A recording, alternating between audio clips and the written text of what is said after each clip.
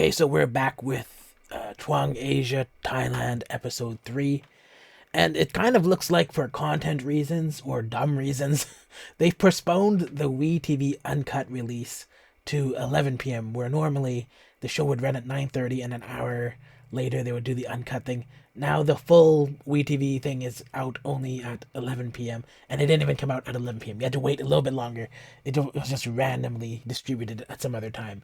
And so, even though it was out at around 11, there are also cut up into, well, they say it's cut up into 2 episodes, but I say it's cut up into 3 episodes. And so first you have to watch a spin-off episode, and in that spin-off episode they show the songs revealed and how the teams were made or formed, right?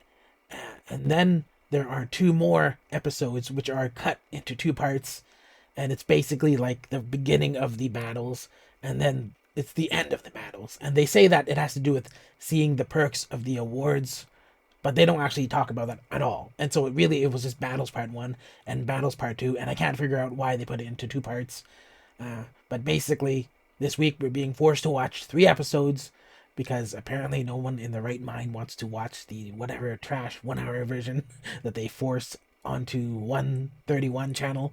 And I don't know, is that getting killed in the ratings or something? Why all the weirdness? Why are there 3 different versions and all of them have incomplete subtitles? That's unbelievable in my opinion. But anyways, let's talk about episode 3, the spin-off, just to start.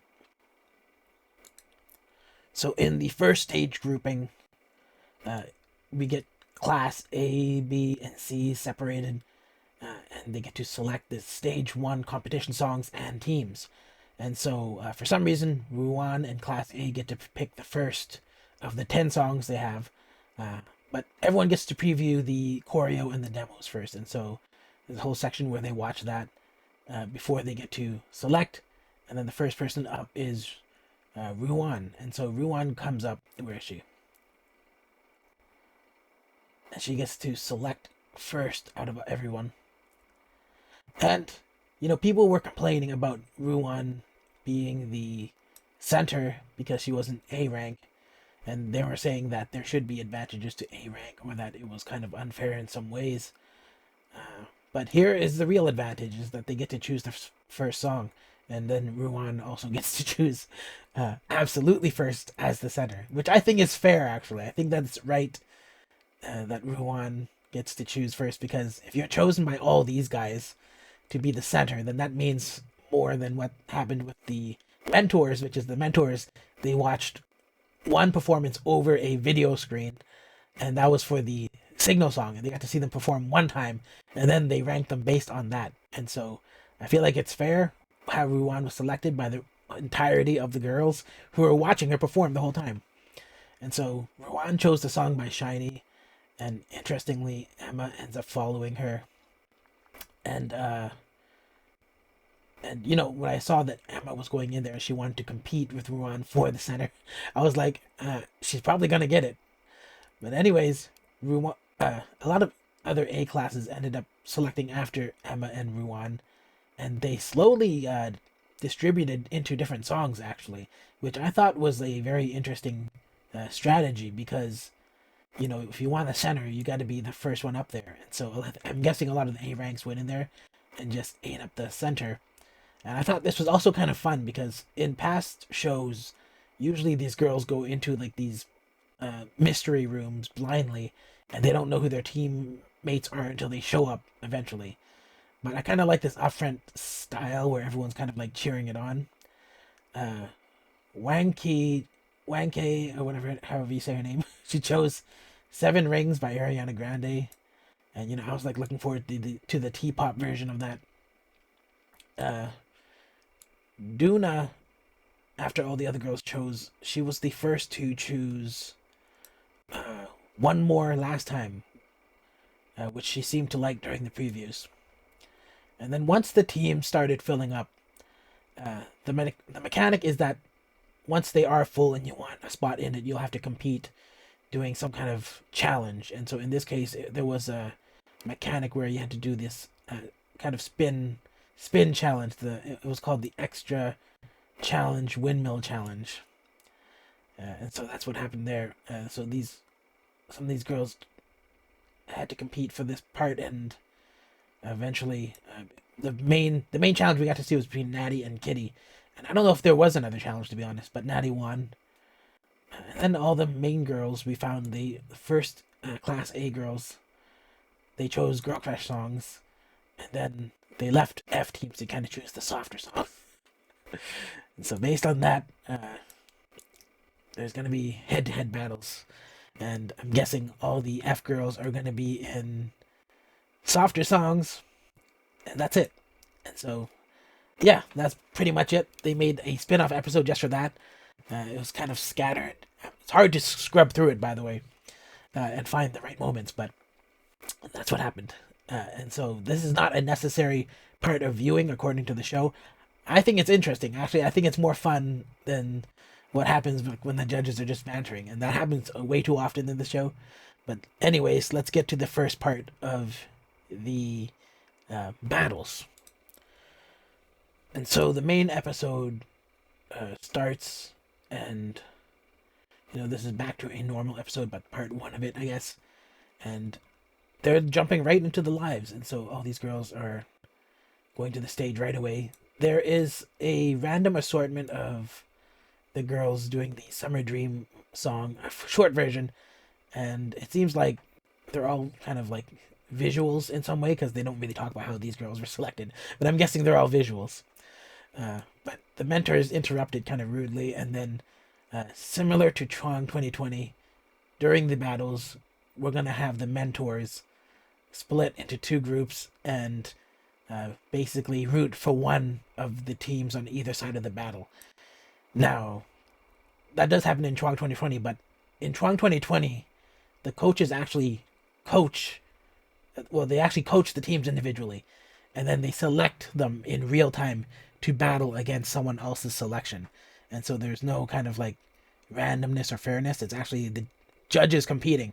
And so there's this like crazy focus on the mentors as well.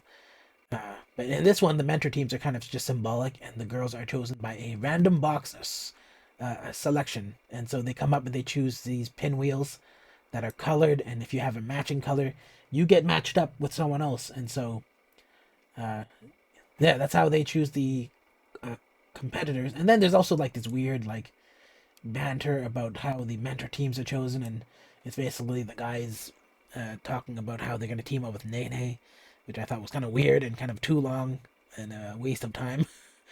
And then there's also like an infographic kind of there's an infographic that is kind of hidden in there that tell you that 34 people are going to be eliminated at some point, probably the next episode, who knows. But anyways, the girls select from box, and I find that based on the teams that are selected, the ones that are most interesting here is the green matchup is the one with the highest rank difference. And so the highest scored team compared to the lowest scored team, not exactly the highest and the lowest, but no, they're the difference between their rankings in terms of the members from A, B, and F, the combination of them all, the green matchup is the one with the highest rank difference, right? And then there's also the one match which is kind of evenly scored, which is the gray matchup. And so those were the ones that are most interesting to me. If you went by the mentor scores, then all the higher ranking teams should beat all the other teams. And in terms of the green matchup, it should be a given that the highest ranked team, Moody Bomb, is going to beat Do You Like It? And so, yeah, going on with the show, the subs are terrible, by the way. And I feel like the most annoying part is because I understand some Thai language, and then I understand English, but the part that's always missing seems to be the Chinese subs, and I feel like the Chinese subs should be a priority, and it's kind of annoying when you're listening to it, and then suddenly they start being English, and there's subtitles for English, and then they start speaking Thai, and there's subtitles for that, and that's fine, but it just seems like they didn't really prioritize the Chinese language much, which they should have, because that's the one that I think most of the viewers wouldn't understand. I mean, if they have a Thai viewing audience, most of those people are going to understand Thai or English, but the Chinese ones are lacking the most. And that's kind of weird because Tencent is behind the show. But anyways, let's just get into the matchups. And so the first matchup is the purple matchup. And so the purple matchups are between the teams that are singing "Play with Me" and the team that are singing "Play Pieces of Love." And so the first team here is the one with Ellen, Keith, Akari, and Yin. And so this team is actually slightly above the average. So their score is about like 57 out of like 100. And so that means like if you're 50, you're an average scored group, right? The highest score you can get is 100, obviously. But the lowest score is not 0. The lowest score is actually I think it's 30. Oh no, it might be 21. So when you think about it, there's an 80-point difference between them. But no one scored the highest, and so this is about between 21 to 100. This is 57, which is around average. But anyways, this group, yeah, is slightly above average. Keith, Ellen, and Yin stand out the most among them, I feel like. And that's just like my own personal estimation. But what's weird about this is the audio is kind of cutting in and out. And because the subtitles are kind of broken, I can't really tell what's going on behind the scenes. But then what's weird also is that the performance just abruptly starts, whereas normally you would get like a thump and then like lights would like kind of fade in, or the stage would slowly fade in, and then the performance would start. But in this one, it abruptly starts. And the weird thing about that is that sometimes it abruptly goes into the behind the scenes rehearsals rather than the main performance. And so you don't know what's happening until it's happening. But when it gets to their performance and they perform, I feel like for this performance, wait, is this the right one? I think I went ahead of it. So for this performance, Yin leads vocally and as the center, and Keith and Ellen also doing well vocally. Wang Shenxi, she was good too vocally, but one thing was that I'm guessing it's all pre-recorded audio, but they're all kind of lip singing, right? And so even like during these parts when they're doing like Panda and Akari are doing a short rappy ad lib was pretty good, but I would have liked to see Keith do that. But most of this was performed without incident. But I don't believe that they were actually performing it live. If they were, they dubbed over top of it, and it looked kind of off. And so, that said, the rest of the performance was without incident in terms of the dancing. I didn't see anything wrong. I thought it was pretty good. So the next team, for Pieces of Love, it was Kitty, Ray, Zhang Shang Yi, Jessica, On, Yuan Qi, and Liu Yuting. Now, something weird about these girls on the stage is the skin lightening foundations or something is kind of like a little bit too apparent. And so I don't know if that's a different lighting on the stage, but I was more noticeable during the stage lighting than I think behind the scenes here. And I think they should just embrace the darker skin rather than go with the standard. Like, I'm sure a lot of people are going to judge it negatively, but I just think it's like kind of weird. They should just go with it. I feel like it's not a problem. And if you watch Universe Ticket, it's not a problem. Just kind of just live with it, right? Because it's kind of obvious sometimes, and it looks weird when it's obvious. But in terms of this team's, the Yuan K is the visual standout, and I guess she's light skinned, so maybe that's me making bad statements. But anyways, behind the scenes, they're not that caked up, and they all look better, especially during the dance rehearsals behind the scenes.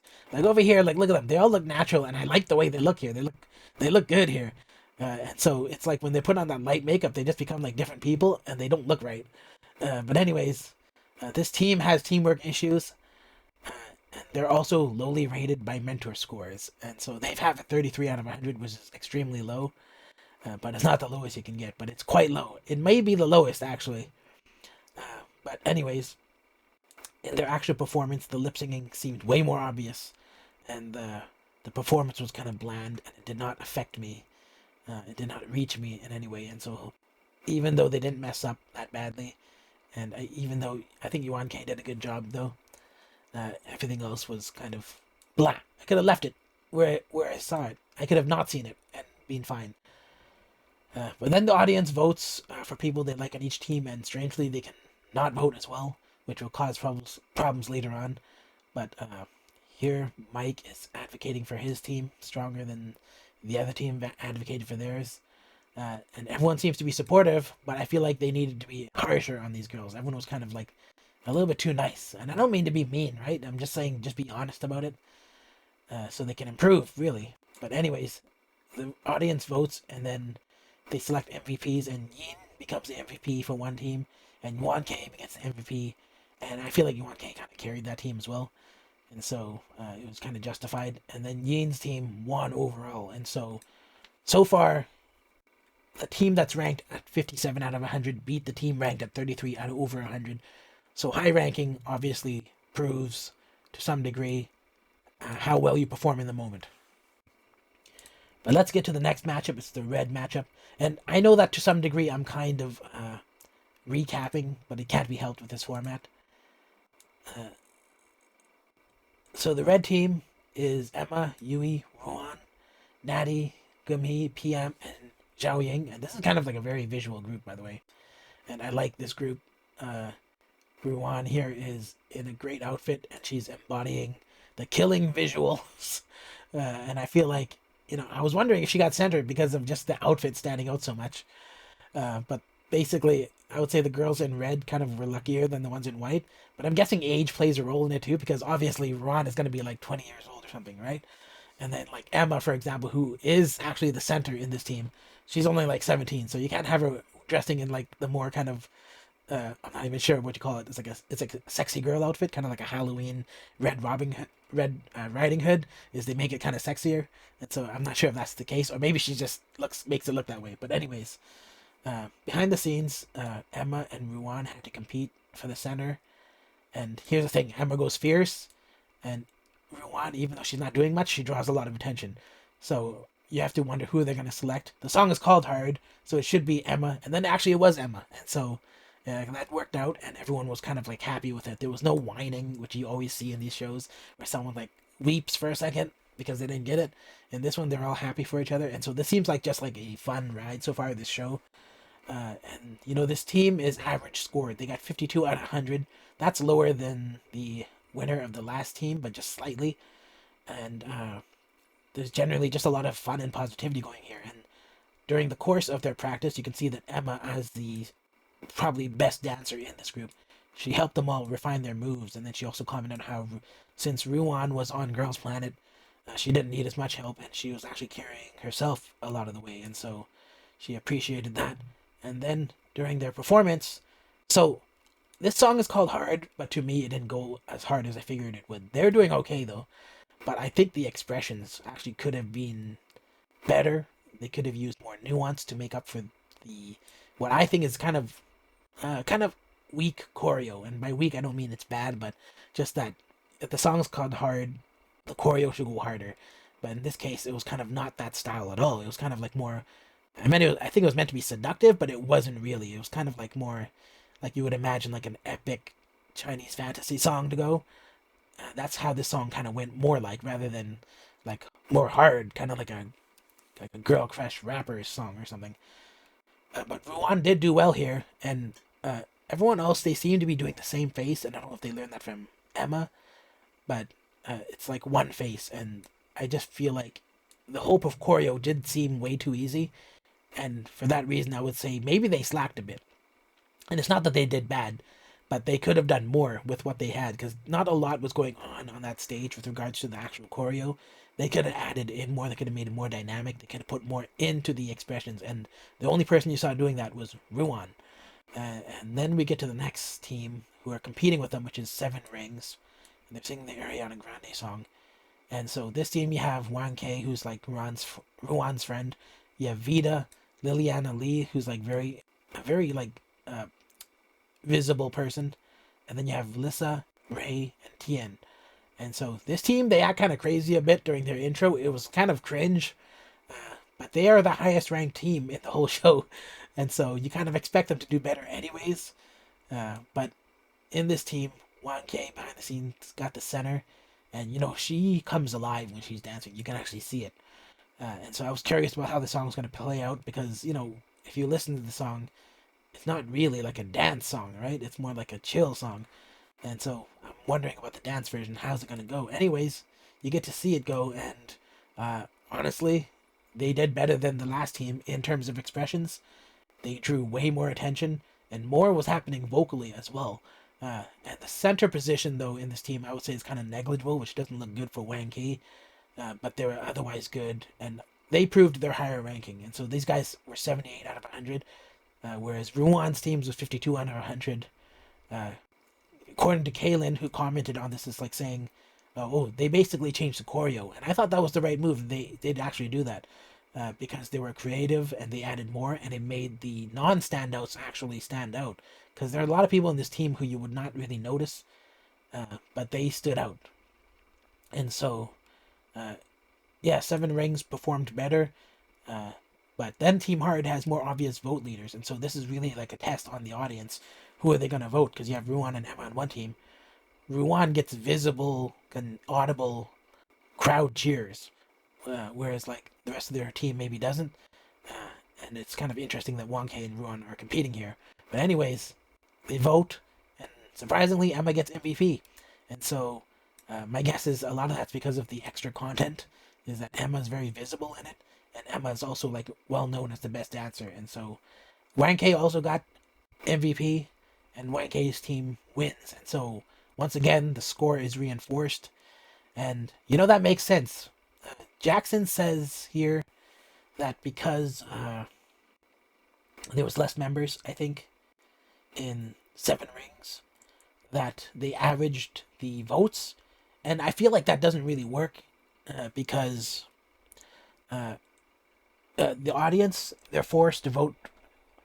Unless they're forced to vote for every member, which they weren't, then it doesn't really make sense that they would use that tally as a deciding factor in who wins the challenge. And so already it's kind of weird, but it is what it is. Yeah, they should have had a separate vote for who won and who lost, from the audience. But anyways, that is the first matchups. That was the purple matchup and the red matchup. And so that ends the first episode, actually. And then from there, we go to the second episode. And the second episode has, obviously, 3 more matchups. So this is the green matchup. And it's between 2 teams. One is doing Do You Like It? And the other is doing Booty Bomb. And so the first team has Zoe in it. It also has TK and Tegan. It has Tegan, Preemi, Wang Yibing, Wang Yanjie, and Jasmine in it. And Jasmine basically is just here to do the flirting gimmicks. And then one thing strange is that I don't know. I felt like Tegan looked a little out of place just here standing in her outfit, and I don't know if it was just awkward for her on the stage here. Maybe it's actually, when I think about it, it's kind of her first stage performance in a K-pop setting, T-pop setting. But anyways, this was actually one of the lower rated groups. They had 38 out of 100. And they were saying that people fell into this group by default. But that's like funny because surprisingly the team is not as low as the last group, Pieces of Love. But anyways, this team, they continued on their own after Zoe had to leave for some reason, but she's just temporarily leaving. She was still practicing on her own, but basically because of that, TK had to leave, had to lead practice, and so she was actually doing a pretty good job. And the team did require a lot of practice because they were mostly like, I guess, Fs. But TK basically had to go an extra step further, not just teaching them choreo, but also helping to tone and build them physically and just get their strength up. But other than that, the only other struggle was Tegan had to learn the language in order to interpret the lyrics, and apparently she was doing really good doing it.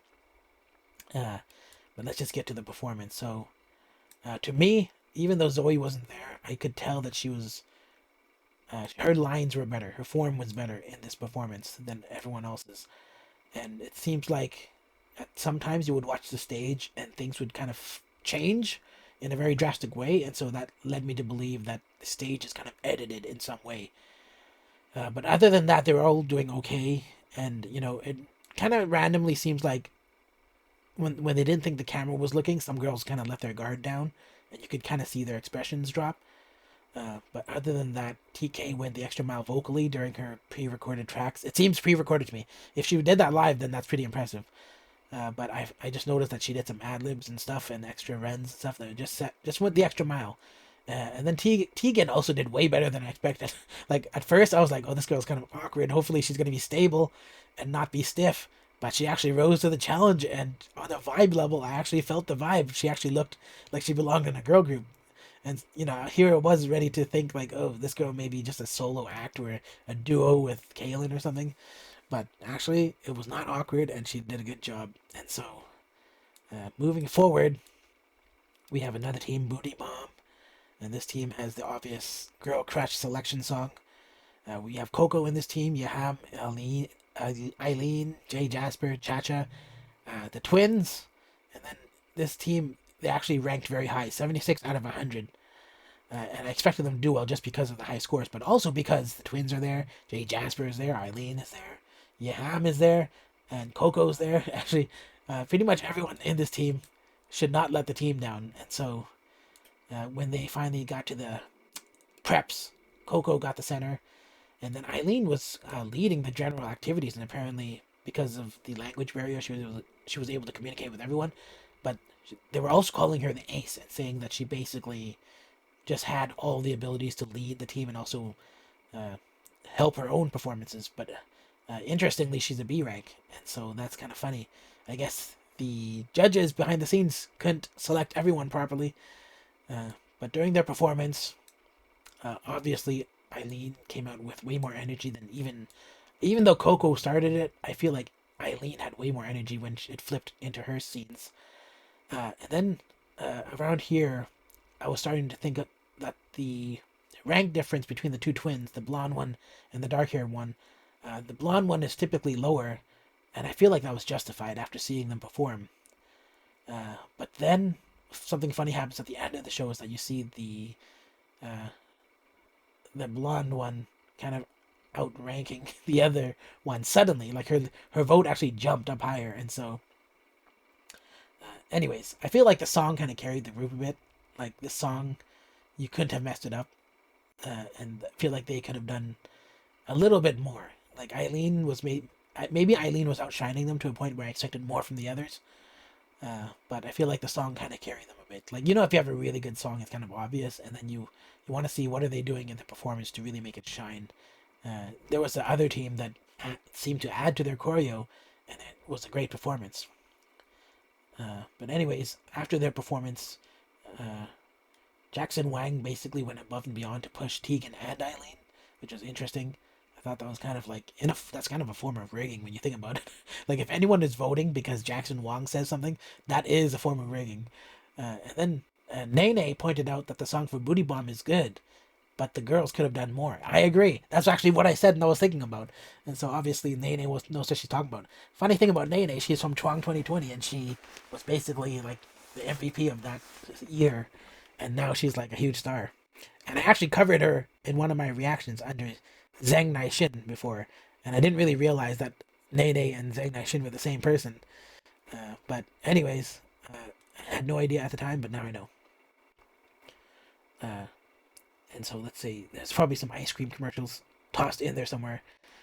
Eileen gets the MVP, Jasmine gets MVP, and I was surprised by that because Jasmine is just like the girl who tells like kind of these cringy flirting jokes that makes Jackson uncomfortable.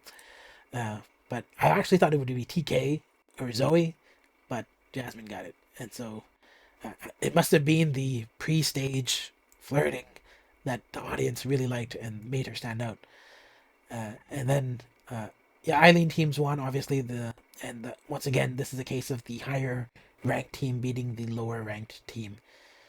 But I feel like they did pretty good, the lower ranked team, and they were actually evenly matched in terms of the performance. So I don't know what it was. Maybe it was the fact that Do You Like It had so many foreigners, and maybe they didn't get votes because of that. But it actually just makes sense that the higher ranked team still won. But in terms of what I saw, those were even performances. But then Eileen stood out a lot. But I don't know if votes for Eileen carried the whole thing.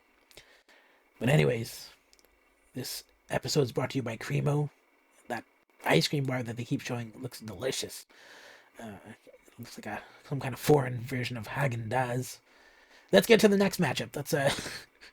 This is the gray matchup next. And so there's two teams here. One is Singing Across Time from the Destiny OST, and they just call it OST. And then the other song is called One More Last Time. And so this team with the dresses, I'm wondering, can they be beat because they have Pailu in their team? If Pailu's voting carries over to the live audience, can anyone beat them? But this time around, actually, I feel like the audience has been doing pretty good. But usually, I really dislike the audience voting. But anyways, Ming Ming chose the song first here, and funny about that is that she ended up struggling behind the scenes and like getting really upset. She was stressing hard basically, but I felt like she needed to stop and just ask for help because Xuaning was there and she actually ended up she did help her, and she's the most experienced in this style. When you get to the actual performance, so in this song, it's very like it was a nice performance by the way, but I felt like Ming Ming still looked a little bit stiff and out of place. Like there was just kind of like a strangeness about the way she held herself. But Pailu and Xuaning were doing very well with expressions. Actually, I was knocking Xuaning in the last episode because her face was really kind of like sometimes she accentuates certain face muscles or expressions, and it kind of makes it look extreme because her face is just naturally expressive in that striking way. Like she has those kind of rainbow eyebrows, right? Kind of like, and she always looks like I can't even show you, and I have my glasses on, but. And she always looks really extreme sometimes, but in this one she actually looked mostly relaxed. And so, even while she was relaxed, I felt like Pailu was actually doing a good job keeping up with her. And I guess Pailu is just good at these kind of stoic expressions anyways. And I like these expressions on Pailu more than the one where she's trying to be like coy, kind of like with like a crooked smile kind of thing. I don't like those ones. I don't think she should do that. She should look relaxed or be funny or smiling. But anyways, Pailu was keeping in time with Xuaning. And overall, this was a very elegant and standout performance. Like, it's a memorable one. But unfortunately, that being said, there were other members in this group, and they just didn't really stand out very much. And sometimes when you saw them, they did appear dull. And so that was my opinion of it. We get to the next team, and it's team One More Last Time. Now, this team is obviously interesting me for reasons I always keep mentioning, which is it has Duna in it. And Duna here, she's basically the visual queen of this group. Yeah, where is she? Anyways, and it seems like Duna likes being the leader, and here she's like running it like a K-pop group. Their entrance, not the entrance, the introduction was so kind of like typical, but like it's flawless, right? But she seems, when you see Duna kind of like walking past people or like seeing them outside of these performances, she seems a little timid in communicating with everyone outside the group. So I don't know if that is like normal for her. It's kind of like if someone had a Virgo was it, or a Taurus kind of vibe. They're kind of like that. They're kind of a little bit standoffish, but they're not unfriendly. They're just kind of like timid in their approach or like reserved. And so she kind of gave me that vibe. But I'll have to check the VIP content to see how those guys are doing behind the scenes. I'll have to check it before I cancel it because these guys have such a badly run show. Like, why am I watching 3 different parts to get this show? Right? And then why is there a different VIP package to vote and get extra votes? Like, I don't understand. Like, just run this show properly, guys. 1 episode. That's all you need. If you're going to have an uncut version and cut version, that's fine. But, like, why are you splitting this up into 3 different episodes that I have to watch? It's hours long, really. But anyways, I'd like to see how these guys look behind the scenes in dorm life. So, when they're behind the scenes, Rinka wants to be center, but she loses it to Duna.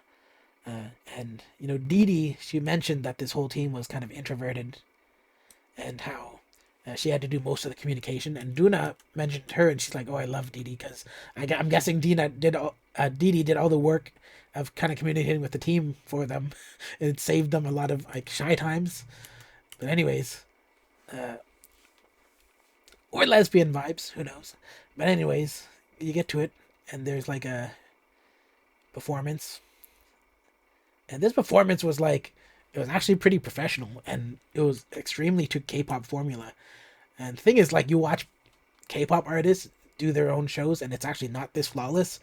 And I felt like this was kind of extremely flawless, but to the extent that, uh, well, by the way, sometimes I saw these edits in this performance, and it seemed like not, and I don't mean just edited down, but it seems like they may have performed it multiple times and they put together the best version.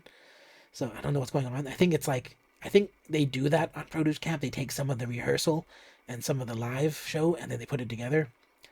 But that being said, there were no negatives to this performance, but there was no standouts either. Like, there wasn't anything that really like popped out as well, any besides Duna and her expressions and like her poses. I would say nothing here was really that visible.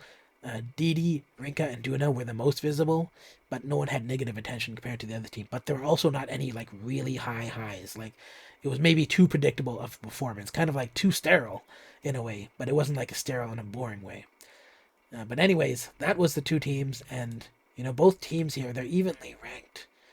It's 52 out of 100 for both of them, and so to be honest, this is like the real competition. Like, they should have ranked all these teams and put them toe to toe in that way. That would have been way more interesting. But this team was like the actual uh, competitive pair up. Uh, but here, both teams evenly ranked. Jeff identifies Schwanning as a standout. Schwanning gets MVP, and then Duna gets MVP. But Team OST wins with Schwanning, and so that's what happened there. And I feel like, I guess if you were going to go for the highs, which the other team was very elegant and very standout in terms of what they did, it was unique. In that respect, they would deserve to win. But in terms of the negatives I saw, I feel like there were too many negatives, and I feel like they shouldn't have beaten the other team. But people in the audience, they're very forgiving in that respect, and even just regular people watching at home and people in the audience, I don't really expect them to notice all the things that I notice. Uh, just because I'm always like scrutinizing this stuff, and I'm always like looking at how the judges may look at it as well, and how they always give their feedback. That becomes a part of my soul basically, and so when I'm watching these, I notice the negatives. But anyways, that is the gray matchup, and across time the OST team won. Let's get to the next matchup, which is the yellow matchup. And so for the yellow matchup, you have two teams, team I'll Do It How You Like It and team Kickback. And so the first team with Preem here has Arjing in it, Krista Shim, Shu Yao here, Malia, Mapsu, and Chaba. And this team is ranked 52 out of 100, so they're kind of very average skilled. But they have the most powerful vocalists. And so for this one, luckily they have Preem, who's really good, and she ends up teaching them the dance moves. And they, like Mapsu, she doesn't dance, but I feel like she was a natural dancer. Like, even just watching her practice behind the scenes, she, I mean, this is good for her. I feel like it was a good sight because she refused to dance during the first episode, but now we're getting to see her dance. And something also kind of weird is that the trainer, who's training the group how to dance, also appears in this, and I didn't really see that for the other team. So you don't really know that they're all getting some level of training before they're left to. I guess they're left on their own at some point. But it was interesting finally seeing it. But in the performance, everyone looked really good with their expressions. Like, I feel like everyone had the expressions down, and so they understood the emotive part of the songs. And to me, this was actually one of the best performances of the show, if not the top two. And I feel like they had really good choreo and vocals, and many suited the song. Even the weakest performing member, and it's not to say that they were even bad, but Shu Yao was like the one who just had like one moment where she was kind of just holding one expression, and that was the weakness I saw. But it wasn't bad. They all did really good. Now, at this point, I'm thinking, wow, this group is ranked 52 out of 100. The team coming after them is 76 out of 100, one of the highest top three ranked teams. And, if they beat Kickback, it'll actually break the streak of the highest ranking teams winning. But all these girls in I'll Do It How You Like It, apparently most of them are vocals, but a lot of them had really good expressions as well. And so that to me makes a better dancer than just like being able to do all the moves. But anyways, Team Kickback gets in there and has Chao Yi Yu, Kanopang, Prao, Akina, Shai, Ansang, and Kaylin. And you know, I feel like these girls had the best intro so far because all these girls are introducing themselves, and a lot of it was really cringe. But these girls actually were actually funny, and so it was the least cringe, funniest intro so far. And this is a high-ranked team with strong performance, and so I expect them all to be stable, comfortable, and extremely sincere. And so these guys should win on the sincerity factor alone. But in terms of the center, it was a fight between Chao Yiyu and Kanopang, and Chao Yiyu, Chao Yiyu beat her, and I feel like that kind of would be an obvious thing. Like maybe Kanopang has to have less Kanoppangs, and me, in terms of watching their performance, I felt like, well, let's just get to the performance.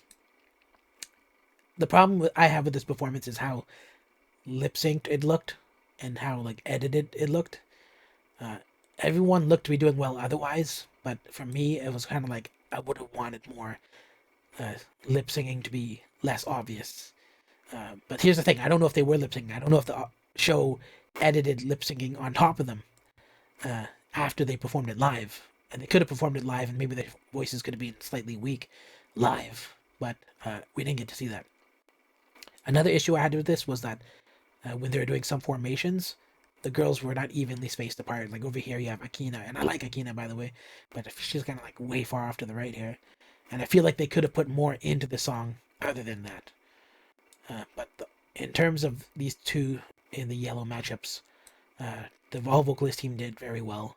And to me, I feel like they did better than the Kickback team. But Arjing ended up getting MVP, that's unexpected to me as well, Arjing getting MVP. But her vocal riffs were so good that I'm guessing it's kind of obvious why she got it. And so, other than that, the other team, Xiao Yu got the MVP and Kickback won. And so the high-ranking streak continues, and I feel like that gives merit to the mentor rankings. And so, if you're wondering, hey, can these mentors really select the Class A performers, seeing them on a video screen in one performance where they don't get any do-overs? I guess they can, and you got to trust the experts on that, I guess. But anyways, you have 10 new MVPs now and new rankings. And so let's just look at this. Let's look at this first. And so this was the final matchups. Xuaning got MVP, Duna got MVP, Jasmine got MVP, Eileen MVP, 1K MVP, Yin MVP, Emma MVP, 1K MVP, Chao Yiyu and Arjing MVPs. And then in terms of the winners, all the high-ranking, high-scored people voted and have their scores here in the center. And so that's how to set up. But anyways, they got new rankings for episode 2. And so let's just look at this here. You can see I'm going to move myself over a little bit here. Does this work? Okay. Wait, where's my background? Okay, I left it off for a reason. But anyways, let's look at these scores. So, columns G and H are the final rankings for the episode 2. G is final rankings episode 1. And so you can see there are some changes. But all the reds are if they dropped in score, and all the greens if they went up in score. And so Xin Mang's not moving at all. She's stuck at 68. Tien dropped, and a lot of people dropped, actually. And obviously that would have to be the case. Some drop, some rise. But you get to see some drastically drop. Jessica drastically dropped. Some others went up a lot. For example, Duna was originally 42, and she went up to 32. But then Liliana was 54, and after all her publicity, she got 31. And I think a lot of people really like her personality because she's kind of like this tough young kid. She's like 16 years old, so she got the most dynamic personality. And then in terms of the top 25, it's pretty ironclad. Maybe 2 people jumped in and out of the top 25 terms of 56 to 70. But in terms of the top 25, those people did not move much from the 25 positions, but they moved a lot within the 25 positions. And so you can see that Ellen beat Pailu for first place. And so she's there as a songwriter, and I feel like that's kind of deserved a little bit. I feel like she did well as well in the performance today. Krista Shim's moving up. Ruan is moving up from 8th place. I like that. Dee Dee dropped from 3 to 5, and I'm kind of curious about that. Maybe it's like, I'm not sure what she did in the last episode to not get higher, but in terms of however much votes there were between this and the last time. Was it the second episode?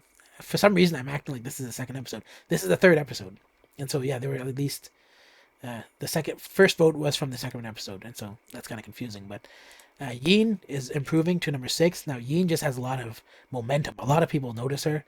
I didn't really notice her that much, but I noticed that she was good. But in terms of like standouts to me, she's not in my tops or anything. But I recognize the talent. She's very good.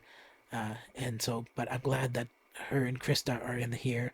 I'm surprised that Mamsu isn't higher here, but I'm feeling like maybe she's just too much of an outsider to really feel like she could be part of the final group.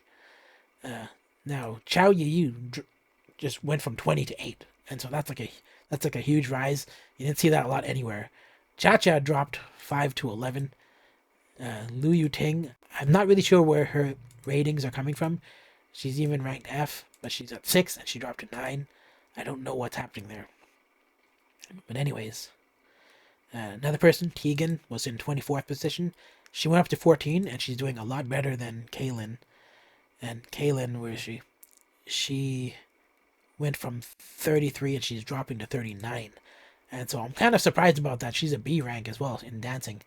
And so it seems like for one reason or another, people are liking Tegan more than Kaylin. Now, I feel like Tegan, maybe vocally, I like her style vocally, but I preferred Kaylin's vocals at the time. Tegan has better visuals though, and so I don't know if maybe that has part in it, but definitely people seem to be choosing Tegan more than Kaylin. But it's not like it's a competition between the two.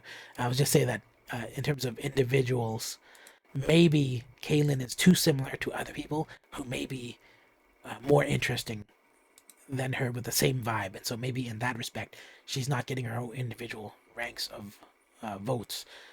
But anyways, I guess that's pretty much it. That was the third episode. I really do not like what they're doing with regards to cutting up these episodes, moving the time scheduling around. I feel like something's happening because of the fact that they're simultaneously putting them on WeTV and channel 131. And so my guess is 131 has some rights to the live episodes, but they have to cut that down to an hour. And so whoever's watching that live on television or whatever other service, they're getting some kind of like bastardized version of the show, whereas WeTV is not getting the full version. It seems like it's way more work to cut up this show and have multiple versions of it. And so these guys need to decide if they want to have a cut and uncut version running simultaneously, or if they just want to have 2 different episodes. And they can do that. You can have one episode that's exactly like the 131 version and then have a second episode that's like extra content, right? But obviously you can't fit all that into one episode, and so I have no idea what's going on, but that one uncut episode must be really terrible. I wouldn't know because I'm not watching it. But it was kind of annoying to have to wait until the time they said they were going to upload it, and they didn't upload it. And then also like the VIP stuff is kind of weird. I'm probably going to cancel my VIP. I'm not going to sub for another month. It's just a waste because they're barely putting anything up anyways. And apparently they have a smaller staff in charge of this show, but honestly some of the choices they're making is actually creating more work, like splitting it up into multiple parts. Like, why would you even do that? And it causes a lot of work for people trying to watch it as well, and so you're gonna get less viewers. So I don't even understand the point of it. But anyways, I guess that's it. If you like this video, give it a thumbs up. If you don't like it, give it a thumbs down. Let me know why in the comment box down below. I ran a little long. This is as long as one of the side episodes you have to watch for this show.